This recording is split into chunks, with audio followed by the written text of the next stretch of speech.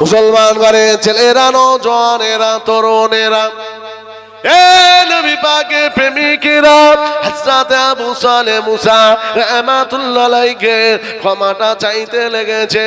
বাগানওয়ালা, আপনি মাফ করে দেন, আপনি ক্ষমাটা করে দেন, আমি ভুল করেছি, আমি অন্যায় করে ফেলেছি। আপনার গাছের ফল ভেসে যাওয়া না বলে ক্ষুধার তাড়নায় খাওয়ার কারণে আমি বড় কষ্ট পেয়েছি, এরই কারণে মনে হয় আল্লাহর দরবারে আমি ধরা পড়ে যাব। আল্লাহর বান্দা, আপনি মাফ করে দিন, ক্ষমা করে দেন। এই বলে আবু সালেহ যখন ক্ষমাটা চাইতে লেগেছে, ওই সময় দেখতে পাওয়া গেল 12টা বছর ধার্য করা হলো, আমার বাগানে যদি 12 বছর পানি তোলেন তাহলে মাপটা করে দেব, তা না হলে মাপ হবে না।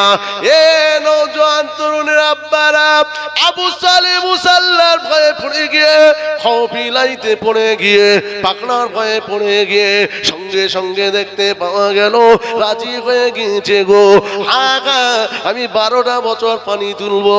বাগানওয়ালা কিনা খুশি হয়ে গেল, পানি খুঁজু তুলতে লেগেছে। 1 বছর, 2 বছর, 3 বছর, 4 বছর, 5 বছর পানি তুলতে তুলতে 12টা বছর পানি তোলা হয়ে গেল। আল্লাহর ওলি আবু সালেহ মুসা বলতে লেগেছে, বাগানওয়ালা এবারে মাফ করে দিন, আপনি এবারে ক্ষমা করে দেন, 12 বছর পূর্ণ হয়ে গিয়েছে। আবু সালেহকে বলা হলো, ও বাবা আবু সালেহ রে, ক্ষমা তোমাকে করে দেব, আরো একটা শর্ত আমার রয়েছে, শর্তটা পূরণ করতে হবে। ওই শর্তটা অন্য কিছু নয়, আমার একটা কালো কানা ন্যাংরা কাবা মেয়ে রয়েছে, আমার মেয়েটাকে বিবাহ করতে হবে। এ নওজোয়ান তরুণ যুবকেরা, আবু সালেহ বড় চিন্তায় পড়ে গিয়েছে। না না, এমন দাবি আপনি করবেন না, 12 বছর বলেছেন, 12 বছর পানি তুলেছে, আবার কালো কানা ন্যাংরা কাবা মেয়েটাকে বিবাহ করার জন্য বলছেন, এমন দাবি আপনি আমার কাছে রাখবেন না, আপনি আমাকে মাফ করে দিন, আপনি আমাকে ক্ষমা করে দেন। এই বলে আবু সালেহ কাঁদতে লেগেছে। বাগানওয়ালা বলল, না না, হবে না, ক্ষমাটা পেতে গেলে আমার আম্মা এটাকে বিবাহ করতে হবে। শেষ পর্যন্ত আবু সালেহ মুসা রাহমাতুল্লাহ আলাইহি, হুজুর আমার কিনা কি করলেন, বিবাহের জন্য রাজি হয়ে গেল। এই বিবাহ হয়ে গেল, বাসর ঘর হবে। ঘরের ভেতরে গিয়ে দেখে সুন্দরী একজন রমণী, কতই না সুন্দর, সেজে গুজে বসে আছে। আবু সালেহ ভয় খেয়ে গেল, দৌড়ে বাইরে চলে এসে শ্বশুরকে বলতে লাগলো, না না, মনে হয় আমার ঘরটা ভুল হয়ে গেল, আপনার কথা অনুযায়ী মিলল না, একজন সুন্দর রমণী বসে আছে সেজে গুজে, এ ঘরটা হয়তো আমার নয়। আবু সালেহকে জড়িয়ে ধরে শ্বশুর কাঁদতে লাগলো, বাবা আবু সালেহ রে, ক্ষমা করে দাও, মাফ করে দাও। হা হা, তুমি যখন আমার কাছে এসেছিলে ওই দিন আমি কি করেছিলাম, আমি একজন হীরের টুকরা ভেবে আমার মেয়েটাকে তার সঙ্গে বিবাহ দেব বলে এমন একজন জামাই আমি মনে মনে রাখছিলাম। পৃথিবীর জমিনে এমন জামাই আমি চাই। আমি যখন তোমাকে পেয়ে গেছি, সামান্য বেশি দেওয়া ফল খাওয়ার পরে যদি ক্ষমাটা করতেই হয়, ক্ষমার জন্য আমার কাছে আসে, তাহলে আমার মেয়ের বয়স 4 বছর, হিসাব করলাম 12 বছর তুললে মেয়ের বয়স 16 বছর, বিবাহতে অসুবিধা হবে না, তাই 12 বছর পানি তুলতে বললাম। ও বাবা আবু সালেহ রে, ওটাই হলো তোমার জীবন সঙ্গে নে, ওটাই হলো আমার ফাতেমা, চলে যাও, ওটাই হলো তোমার বিবি। হযরত আবু সালেহ মুসা তার সঙ্গে ঘর বাসার করতে লাগলো। এ নওজোয়ান তরুণীরা, এনার ঔরসে উম্মুল খায়র ফাতেমা, তার গর্ভে আল্লাহ একটা সন্তান দান করেছে, যে সন্তান অন্য কেউ নয় গো, ওই সন্তানটা হলো তামাম পৃথিবীর জমিনে আলোয় আলোকিত দিনী হলেন আমাদের বড় পীর শাইখ আব্দুল কাদের জিলানী। আরো জোরে বলেন সুবহানাল্লাহ। সুবহানাল্লাহ বলবেন না? এই দেখেছেন, ওয়াজ অনেক শুনেছেন, এবার আমি আপনাদের কি দিচ্ছি শোনেন। তাহলে আবু সালেহ মুসা ফল খেয়েছে ভেসে যাওয়া, ঠিক না বেটি? ধাক্কা এমন লাগলো, এই ধাক্কাটা কেন লেগেছে, ইমানি পাওয়ার 440, তাই পরের জিনিস না বলে খাওয়ার কারণে ফতোয়ায় জায়েজ হওয়ার পরে তাকওয়ায় আটকে গিয়ে ক্ষমাচে 12 বছর পানি বিশ্বাস করে কালোখানা ন্যাংরা মেয়েকে বিবাহ করলো, ফাতেমার সঙ্গে ঘর আপনার সংসার তৈরি হলো, তার ঔরসে আল্লাহ এমন সন্তান দান করলো, জগতের আলোয় আলোকিত হলো। প্রাণে পীর দস্তগীর বড় পীর আব্দুল কাদের জিলানী তৈরি হলো। জোরে নওজোয়ান তরুণীরা দোয়া করি একবার চলে যান। আল্লাহ অনেক অর্থ দিয়েছে, 80-90 হাজার টাকা খরচা হবে। একবার যদি আপনি ওমরাতে চলে যান আল্লাহ পাক খুশি হয়ে যাবে। কাবার সামনে যখন দাঁড়িয়ে যাবেন দূর থেকে খানায় কাবার কালো গ্লাবটা দেখবে, যে দোয়াটা চাইবে গো আল্লাহ পাক ওই দোয়াটা কবুল করে নেবে। খানায় কাবাতে লব্বাইক আল্লাহুম্মা লব্বাইক বলে যে দোয়াটা আল্লাহ দরবারে তুমি চাইবে আমার আল্লাহ পাক কবুল করে নেবে, জীবনের গুনাহ মাফ হয়ে যাবে। ঘুরতে ঘুরতে একবার চলে যান হাজরা আসওয়াদ এমন একটা পাথর, ওই জান্নাতি পাথরে গিয়ে একবার যদি বুচাটা লাগিয়ে দেন আল্লাহ পাক মা তাকাদ্দামা মিন যামবিহি আপনার জীবনের গুনাহ মাফ হয়ে যাবে। আরো জোরে বলুন অনেক অর্থ দিয়ে একবার যান।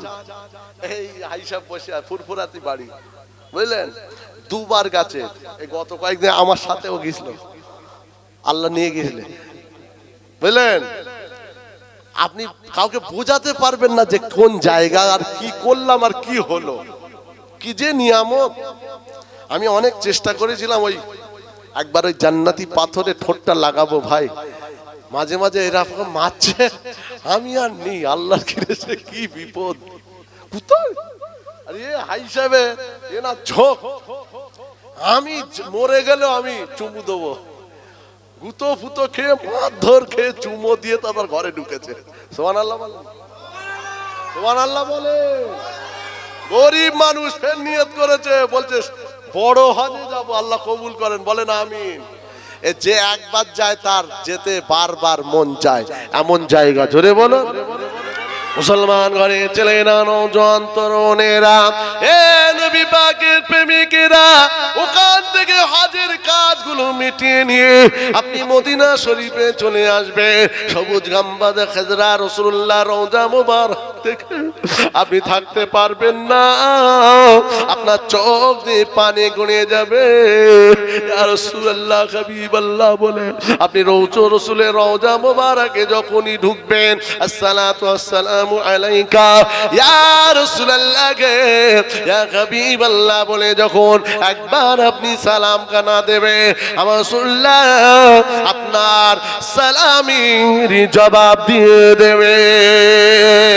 এ নওজোয়ান তরুণীরা, শুধু তাই নয়, একটা হাদিস লেখা আছে, আমি চেয়ে চেয়ে দেখছি, চেয়ে চেয়ে দেখে দেখে একটা হাদিস দেখতে পেয়ে গেলাম। আল্লাহ নবী বললেন, আমি রাসূলুল্লাহ আমার রওজায় যে একবার মানজারা কবরি ওয়াজাবাত লাহু শাফাআতি, আমার কবরে যে একবার আসবে আমি রাসূলুল্লাহ জানিয়ে দিলাম আমার শাফাআত তার উপরে ওয়াজিব হয়ে যাবে। আরো জোরে বলুন সুবহানাল্লাহ। আপনাদের জন্য আমি দোয়া করে, আপনারা নিউ টাউন এলাকার মানুষ, আল্লাহ অনেকের অর্থ দিয়েছে, পয়সা কবরে যাবে না, অর্থ কবরে যাবে না, একবার নিয়ত করে শুধু চলে যান, আপনার জীবনের গুনাহ মাফ হয়ে যাবে, কলিজা ঠান্ডা হয়ে যাবে, কিয়ামতের শাফাত পেয়ে যাবে। আমি আপনাদের জন্য দোয়া করি আল্লাহ পাক যেন আপনাদেরকে একবার নবীর রওজায় নিয়ে যায়, বলুন আমিন। আরো জোরে বলেন আমিন। যেতে যদি পারতাম আমি ওই সোনার মদিনায়, সালাম আমি দিতাম গিয়ে নবীজি রওজায়, মদিনার ওই ধুলা বালি পাই যদি সামনে আমি, মদিনার ওই ধুলা বালি পাই যদি সামনে আমি, পেলে পরে মাখতাম আমি সুরমা বলে হায় রওজাতে আমার নবী জিন্দা শুয়ে রয় মদিনাতে আমার নবী জিন্দা শুয়ে রয় ওরে ও ভূমি মদিনার ভূমি ওরে ও মাটি মদিনার মাটি একদিকে দুই সাথে গায় রওজাতে আমার নবী জিন্দা শুয়ে রয় রওজাতে শুয়ে নবী কাঁদেন যারে যার পাপে ভরা গোনায় ভরা উম্মত মায় কিয়ামতের দিনে নবী করবেন যে রোনাজারি কিয়ামতের দিনে নবী করবেন যে রোনাজারি আল্লাহ দরবারে নবী পড়ে সেজদায় রওজাতে আমার নবী জিন্দা শুয়ে রয় মদিনাতে আমার নবী জিন্দা শুয়ে রয় ওরে ও ভূমি মদিনার ভূমি ওরে ও মাটি মদিনার মাটি একদিকে দুই সাথে গায় রওজাতে আমার নবী জিন্দা শুয়ে রয় আল্লাহুম্মা সাল্লি আলা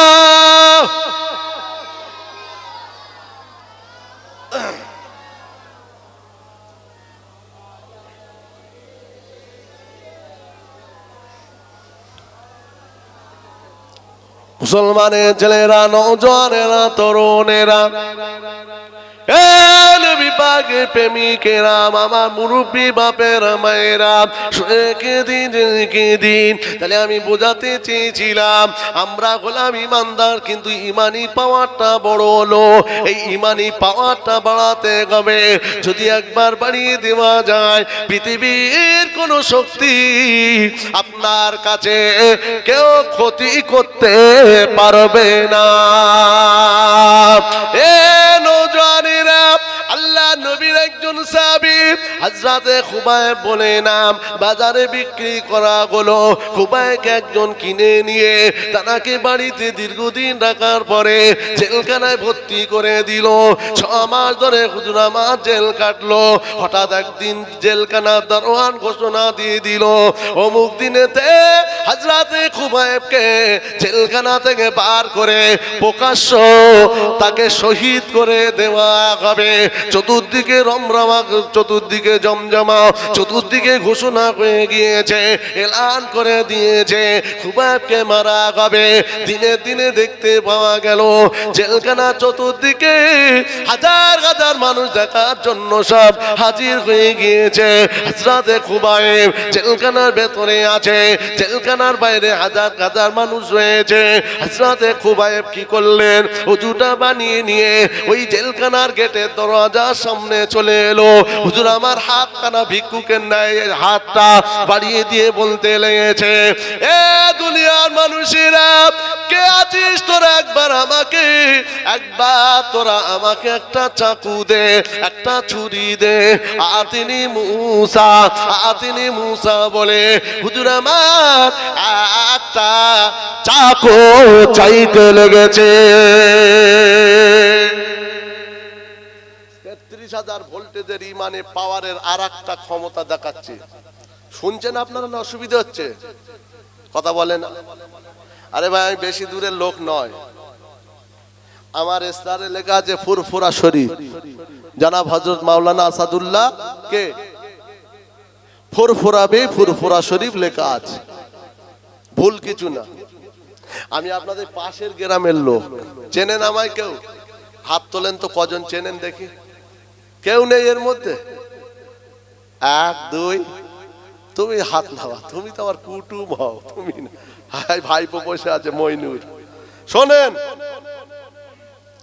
আমার বাড়ি হলো এই লাউহাটির চাঁদপুর নাম শুনেছেন আমার চাচাকে অনেকে চেনে মরহুম আলহাজ আব্দুল গফুর সাহেব চেনেন মাওলানা আব্দুল গফুর সাহেবের চেনেন তো মুরব্বিগুলো চিনবে আল্লাহ তানাকে ডেকে নিয়েছে আল্লাহ যেন তার কবরটাকে মনোহর করে দেয় বলুন আল্লাহুম্মা আমিন আমি বাচ্চা বয়সে, ছোট্ট বয়সে, তখন আমার 8 বছর না 9 বছর বয়স, আমি ফুরফুরা শরীফে চলে যাই।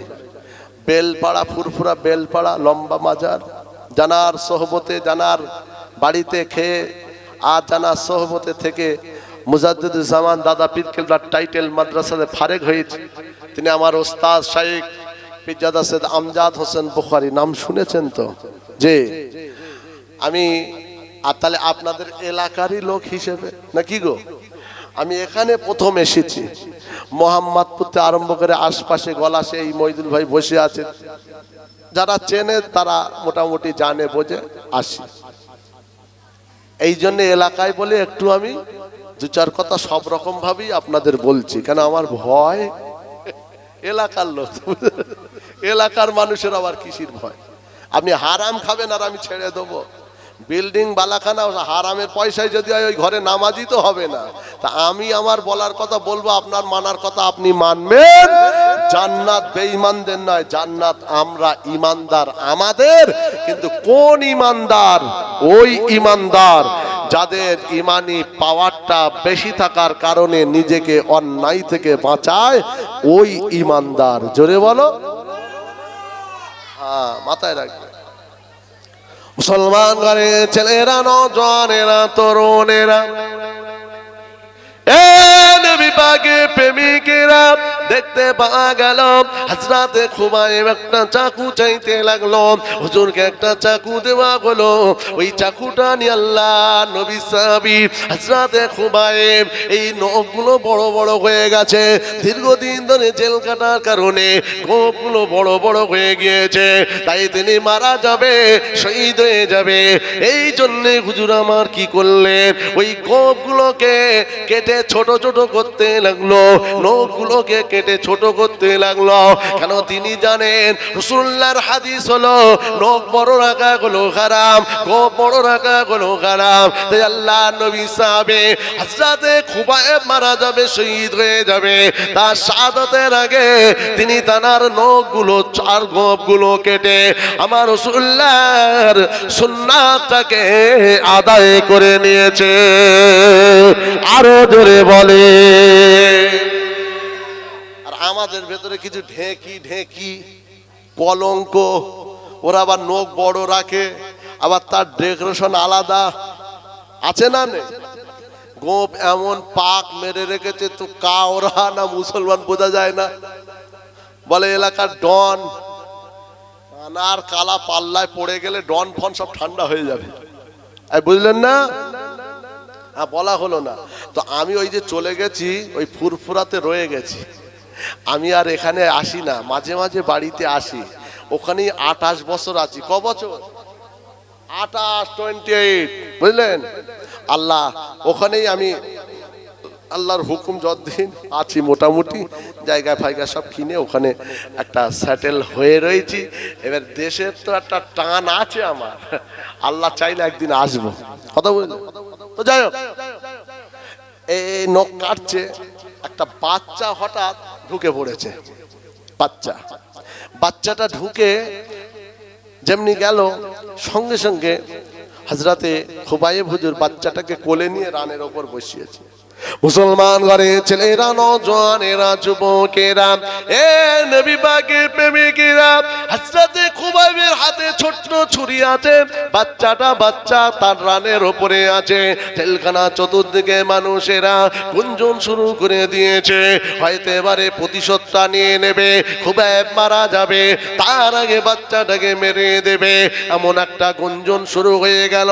ওই সময় হযরতে খুবাইব হুজুর আমার বাচ্চাটাকে কোলে করে নিয়ে ওই সমস্ত মানুষদের উদ্দেশ্যে বলেছিল, দুনিয়ার মানুষেরা ভালো করে তোরা শুনে রেখে দে, আমি যে নবীর হাতে হাত দিয়েছি, যে নবীকে নবী বলে মেনেছে, আল্লাহকে আল্লাহ বলে মেনেছে, রাসূলুল্লাহ কোনোদিন আমাকে শিক্ষাটা দেয়নি গো, বিনা কারণে কাউকে মেরে দেওয়া, বিনা কারণে ক্ষতি করা, এই শিক্ষা আমি কারোতে কোনোদিন পাইনি।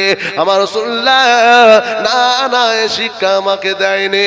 অতএব তোমরা চিন্তা করো না, আতাকশিনা আল্লাহে লা ইয়াকতুলাহু লা আফআল যালিকা, ইনশাআল্লাহ তোমরা চিন্তা করো না গো, আমি কখনো কাজ করতে পারি না। এ নওজোয়ান তরুণের আব্বারা হযরতে খুবাইব বাচ্চাটাকে দিয়ে দিয়েছে, নখ-গুলো কাটা হয়ে গেল। খুবাইব হুজুর ওযু করে নিল, হাতে দড়ি কোমরে দড়ি পরিয়ে হুজুরকে ধরে ধরে জেলখানা থেকে বার করে নিয়ে চলে গেল কোথায়? আপনার কিনা সুরের মঞ্চে নিয়ে গেল। এ নওজোয়ান তরুণীরা সুরের মঞ্চে নিয়ে যাওয়ার পরে হযরতে খুবাইবকে বলা হলো, এই খুবাইব তুমি একবার বলো বলো তোমার জীবনের শেষ চাওয়া পাওয়া আশা তামান্না কি আছে? একবার তুমি যেটা বলবে সেটাই করা হবে। আপনারা জানেন একজন মানুষকে যখন ফাঁসির মঞ্চে দেওয়া হয় তার জীবনের শেষ আশা চাওয়া ইচ্ছাটা জিজ্ঞাসা করা হয়, যেটা বলে সেটা পূরণ করার চেষ্টা হয়। হযরতে খুবাইবকে বলা হলো, কি চাও তুমি বলো, তুমি এখনই তো মারা যাবে। এ নওজোয়ান তরুণীরা হযরতে খুবাইব চোখের পানি ফেলে বলেছিল, আমি তোমাদের কাছে কিছুই চাই না গো, সামান্য একটু সময় আমাকে দাও, আমি একটু আল্লাহ তাআলার আমার জীবনের শেষ 2 রাকাত নামাজ আদায় করব। আর একটু জোরে বলেন সুবহানাল্লাহ, বলেন তো এই সুবহানাল্লাহ বলেন সবাই নিম্ন চাপে সুবহানাল্লাহ। একটু বজ্রপাতের হবে না সুবহানাল্লাহ? এই এক সুবহানাল্লাহ 10 নেকি 10টা রহমত, জোরে বলো। এমনও কিছু ইমানদার আছে প্যান্ডেলতে বেরিয়ে যাবে, সারাদিন একবার আল্লাহর নাম মুখে আসে না, এমন আল্লাহর ওলি আছে না নেই? গুটকা খেতে খেতেই শেষ। ইসাফির মুসাফির বড় পীর কোনো পীর ফির ছাড়ে না, শুধু ঢেলছে আর ফু দিয়ে উড়িয়ে দিচ্ছে, ঠিক না বেটি?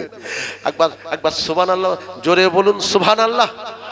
নারায়ে তাকবীর, নারায়ে তাকবীর। বলেন I love, I love, I love, I love, নারায়ে তাকবীর।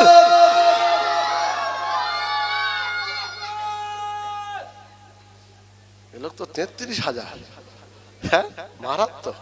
শোনেন, জীবনের শেষ 2 রাকাত নামাজটাও তিনি আদায় করলেন, জোরে বলুন। তোমার কি কলেরা হয়েছে?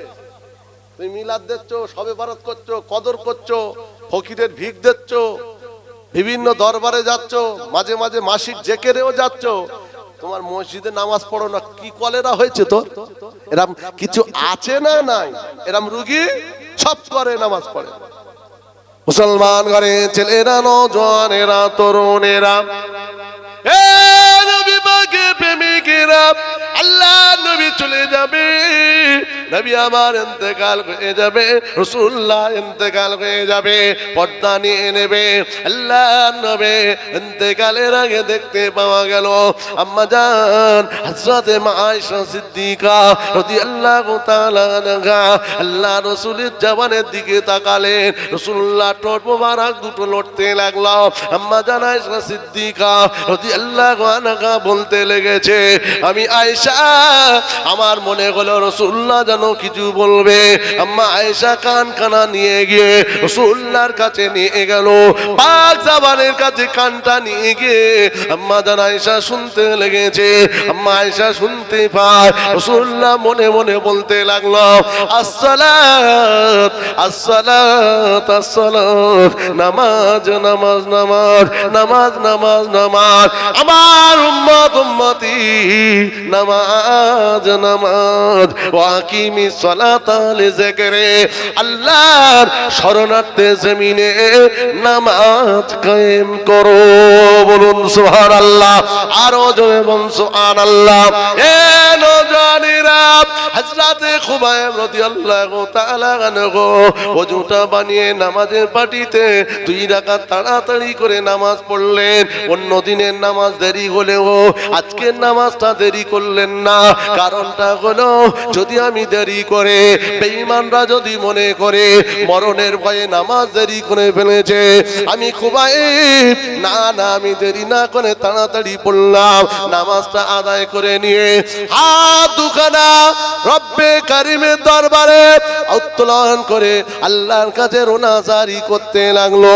ও রব্বুল আলামিন, আল্লাহ, আমি খুবাইব মারা যাব, আমি শহীদ হয়ে যাব, দু টুকরো হয়ে যাব, আমার কোনো পরোয়া নাই, আমার কোনো দুঃখ নাই, আমার কোনো চিন্তা নাই। ও রব্বুল আলামিন, আল্লাহ, আমি খুবাইব আমার শাহাদাতের আগে, আমার মরণের আগে আপনার কাছে চাওয়া নাই, কোনো পাওয়া নাই, কোনো দাবি নাই। তবে একটা আমার দরখাস্ত হলো, আমি খুবাইব অনেক দিন আমি আমার রাসূলুল্লাহকে দেখিনি, আমার নবী দেখা হয়নি, আমি রাসূলুল্লাহকে অনেক দিন দেখিনি, আমার নবীর সঙ্গে আর দেখা হলো না। আমি বিদায় নিয়ে চলে গেলাম। যাওয়ার আগে আমার মুহাব্বতের অন্তরের সালামটুকু নিয়ে আমার রাসূলুল্লাহ দরবারে পৌঁছে দাও। আমার নবী জানে না, আমার নবী জানে না শুলির মঞ্চে আমি দাঁড়িয়ে আছে। এ নওজোয়ান তরুণেরা, খুবাইব দোয়া করতে লেগেছে। খুবাইবের হাত নাবাতে যদিও দেরি হলে গো, হাত নাবানোর আগে রাসূলুল্লাহ দরবারে হযরতে জিবরিল চলে গেল। ইয়া রাসূলুল্লাহ, আপনার খুবাইব শহীদ হয়ে যাচ্ছে, আপনার খুবাইব এখনই তরোয়াল নামবে, দ্বিখণ্ডিত হয়ে যাবে, টুকরো টুকরো হয়ে যাবে। তার শাহাদাতের আগে মুহাব্বতের সালামটুকু ইয়া রাসূলুল্লাহ আপনাকে দিয়ে গিয়েছে। আল্লাহ নবী মসজিদুন নববীতে ওয়াজ করতে করতে নবী আমার সঙ্গে সঙ্গে ওয়া আলাইকুমুস সালাম জবাব কানা দিয়ে আল্লাহর নবী বেহুশ হয়ে মসজিদুন নববীতে পড়ে গেল। রাসূলুল্লাহর হোশটা ফিরে এলো। এ নওজোয়ান তরুণেরা, দেখতে পাওয়া গেল সাহাবায়ে কেরামরা রাসূলুল্লাহকে জিজ্ঞাসা করতে লেগেছে, ইয়া রাসূলুল্লাহ, হাবিবাল্লাহ, কি হয়েছে হঠাৎ? আপনি তো এমন করেন না। সালামের জবাব দিয়ে বেহুশ হয়ে পড়ে গেলে আল্লাহ নবী বলেছিলেন, এ আমার সাহাবীরা, মানুষকে মানুষ বানানোর জন্য একটা কওমকে, দলকে আমি কোনো একটা জায়গায় পাঠিয়েছিলাম দ্বীনের প্রচারের জন্য, কালেমার প্রচারের জন্য। 7 জনকে মেরে দিয়েছে। শেষ খুবাইবকে জেলখানায় জেল কাটিয়ে নিয়ে এখনই তাকে জেলখানা থেকে বার করে খুবাইবকে শুলিতে চড়িয়ে দিল। খুবাইবের তরোয়ালটা নামবে, তাই তার আগে আমি রাসূলুল্লাহর কাছে তার অন্তরের সালামটুকু দিয়ে পাঠিয়েছে। আমি রাসূলুল্লাহর কাছে জিবরিল জানালো, তাই আমি রাসূলুল্লাহ খুবাইবের মুহাব্বতের সালামের জবাব দিয়ে দিলাম। আরো জোরে বলুন। খুবাইবকে যখন শুনছেন আপনারা, খুবাইবকে যখন নিয়ে যাচ্ছে আবু সুফিয়ান, তখন ঈমান আনী রাসূলের চাচা, খুবাইবকে কি বলছে জানেন? এই খুবাইব, বাড়িতে বিবি, বাচ্চা, বাপ মা সব আছে, এই মোহাম্মদ মোহাম্মদ আর এই কালমা, এর জন্য আজকে সবকটাকে বেওয়া এতিম এসির করবি? শুনছেন? সবগুলোকে এতিম এসির করে বেওয়া করে চলে যাবি?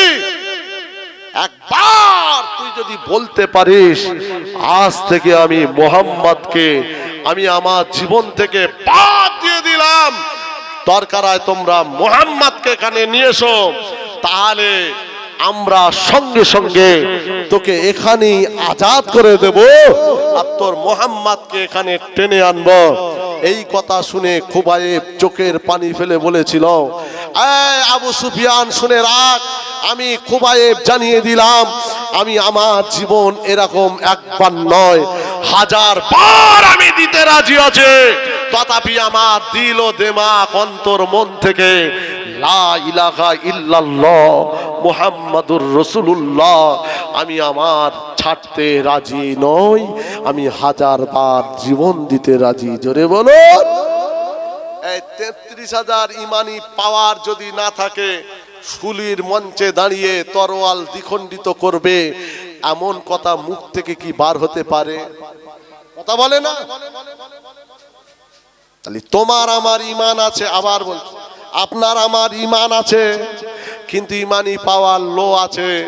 আর্থিংয়ের গোড়ায় পানি দেন, সলাতটাকে ঢেলে দেন, নামাজটাকে ঢেলে দেন। আল্লাহর কসম, আল্লাহর কুরআন বলছে ইন্না সালাতা তানহা আনিল ফাহশাইল মুনকার, সব অন্যায় এই নামাজ তোমাকে ট্যাকেল করে আল্লাহ দয়া জান্নাতে নিয়ে যাবে। জোরে বলো। তাহলে নামাজটা পড়বে ইনশাআল্লাহ। কথা বলে না? ইমানি পাওয়ার বাড়াতে গেলে কি দরকার বলেন? ফকিরের দানটা নয়, ও সবে পাওয়ার বাড়বে না। যদি নামাজটাকে যদি আপনি যে মুসলমান ঘরে ছেলেরা, নওজওয়ানেরা, তরুণেরা, এ নবী পাকের প্রেমিকেরা, আমার দারসা মুক্তারপুর এলাকার মানুষেরা শুনে রেখে দিন, জেনে রেখে দিন। এমন কথা একটা দুটো নয়, হাজার হাজার বলতে পারে, শত শত বলতে পারে।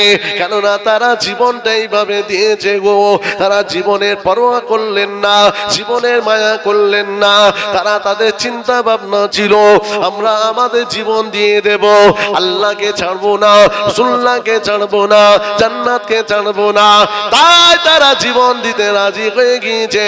বদরের ময়দানে 14 জন সাহাবা জীবন দিয়ে দিয়েছে।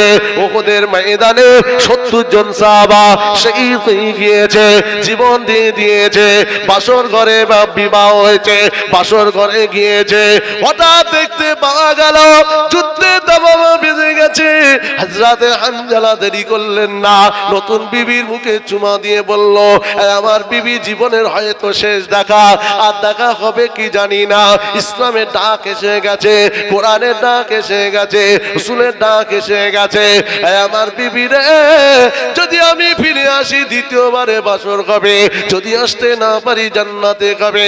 হযরতে হানজালা ঝাঁপিয়ে পড়ল।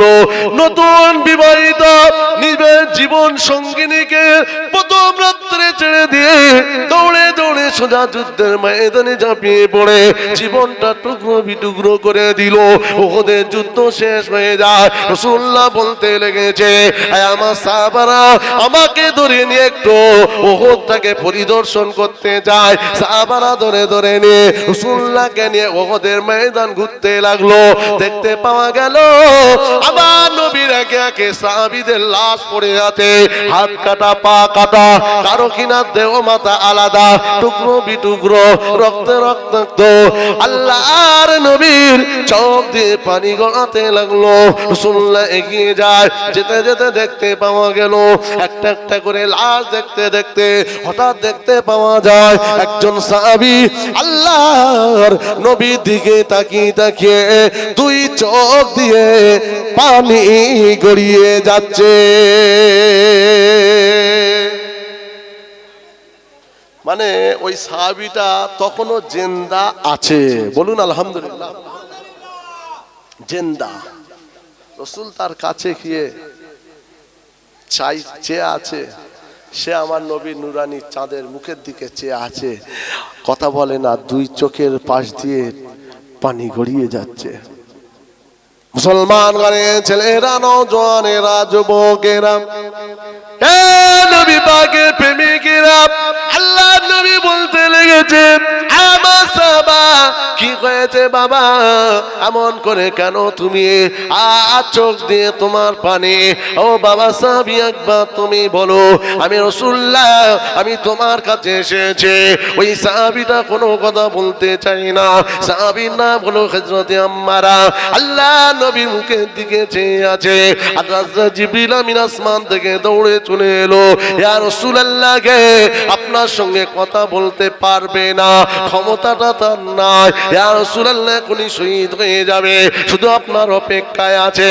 যখন যুদ্ধের ময়দানে আসতে লাগলো, আসার আগে দোয়া করেছিল, আল্লাহ পাক, আমি যদি মারা যায়, আমি যদি শহীদ হয়ে যাই, ও রাব্বুল আলামিন আল্লাহ, আমার শাহাদাতটা যেন আমার রাসূলুল্লাহর কদম মোবারকে যেন হয়ে যায়। এই দোয়াটা করার কারণে আল্লাহ পাক কবুল করে নিয়েছে। তাই আপনার যার কদমের অপেক্ষায় ছিল। ইয়া রাসূলুল্লাহ হাবিবাল্লাহ, এখনই কিনা ইন্তেকাল হয়ে যাবে, শহীদ হয়ে যাবে, আপনার অপেক্ষা। আল্লাহ নবী বুঝে নিলেন। রাসূলুল্লাহ আম্মারাকে ডাক দিলেন, ও বাবা আম্মারা রে, মনের আশাটা মিটিয়ে নাও, মনের ইচ্ছাটা মিটিয়ে নাও। হযরতে আম্মারা ওই সময় দেখতে পাওয়া গেল মনের আশা, আয়েশা চিন্তা, মনের তামান্না রাসূলুল্লাহর কদম মোবারক দুটো জড়িয়ে ধরে আর রাসূলুল্লাহর চেহারার দিকে তাকিয়ে লা ইলাহা ইল্লাল্লাহ মুহাম্মাদুর রাসূলুল্লাহ বলে চোখ দুখানা বন্ধ করে নিয়েছে। এ নওজোয়ান তরুণ যুবকেরা, দেখতে পাওয়া গেল হযরতে আম্মারা আমার রাসূলুল্লাহর কদম দুটো জড়িয়ে ধরে উহুদের ময়দানে জীবন দিল। আমি বোঝাতে চাইলাম এনাদের ইমানি পাওয়ারটা এত, দুনিয়ার মায়া করে না, ছেলে বিবি বাচ্চার মায়া করে না, কারবারে মায়া করে না, ব্যবসার মায়া করে না, কিছুর মায়া করে না, জীবনটা দিয়ে দিয়েছে একমাত্র আল্লাহ এবং রাসূলুল্লাহর জন্য, দ্বীনের জন্য, কোরআনের জন্য। এনাদের ইমানি পাওয়ারটা ৩৩,০০০ ভোল্টেজ থাকার কারণে হযরত ইমাম হুসাইন ওই দিন কিন্তু জীবন দিত না, তিনিও জীবন দিয়ে দিয়েছে। শুধু অন্যায়কে মেনে নেয়নি, এজিদকে খলিফা বলেনি। হযরত হুসাইন বলেছিল, আমি জীবন একবার নয় রে, 1000 বার আমি দিয়ে দেব। না না, আমি হুসাইন অন্যায়টাকে কখনো মেনে নেব না। নারায়ে তাকবীর।